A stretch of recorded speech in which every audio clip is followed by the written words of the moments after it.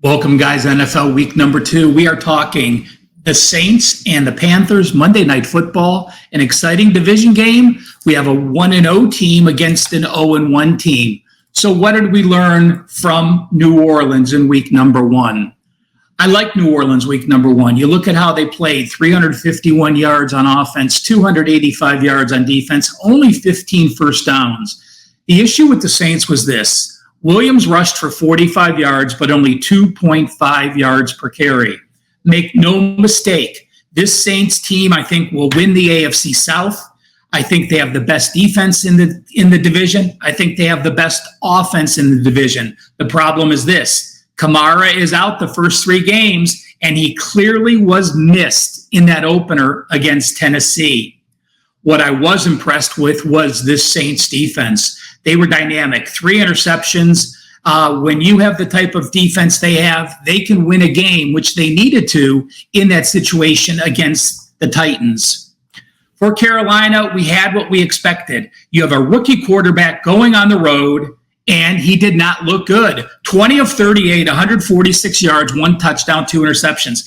Listen, we're seeing more and more rookies play, and they struggle in the NFL early on the road. And going into a dome like Atlanta, yes, it may not be the loudest dome, but you're going to see issues.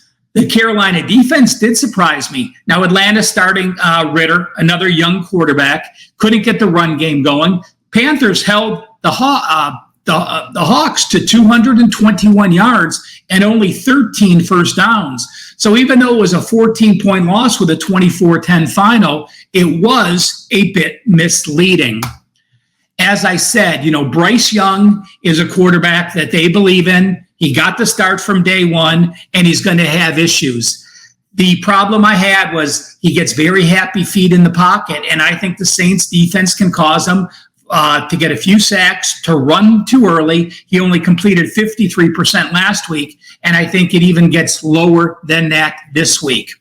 Now, with that said, me being so high on the Saints, even though they're still without Kamara for 2 more games, and having a rookie quarterback making his first home start, there's a couple things that kept me off the Saints when I went to the database. One is very simple. The NFL is a league of parity. So when you're in game number 2 of the season, and there's a team that won game 1 like the Saints, playing a team that lost game 1 like Carolina, you go all the way back since 2010, and the 0-1 team facing the 1-0 team has gone 61-42. That is 59.2% against the spread. That right there is enough to keep me off some games. But how about this?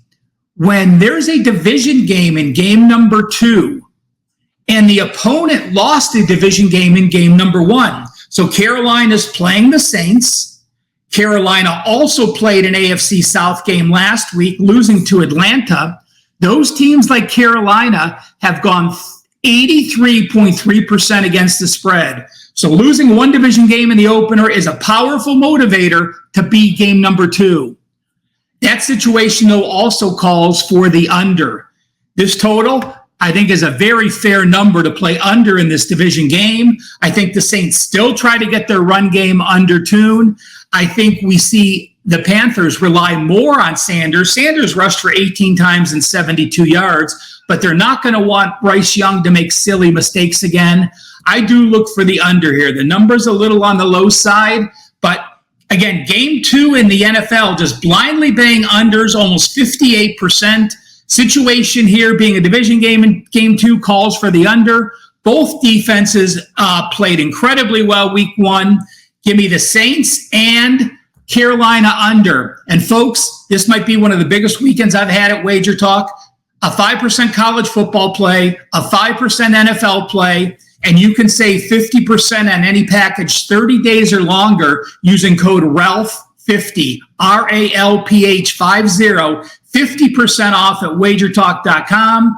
Hit the like button and watch all these great videos from all these great Wager Talk handicappers.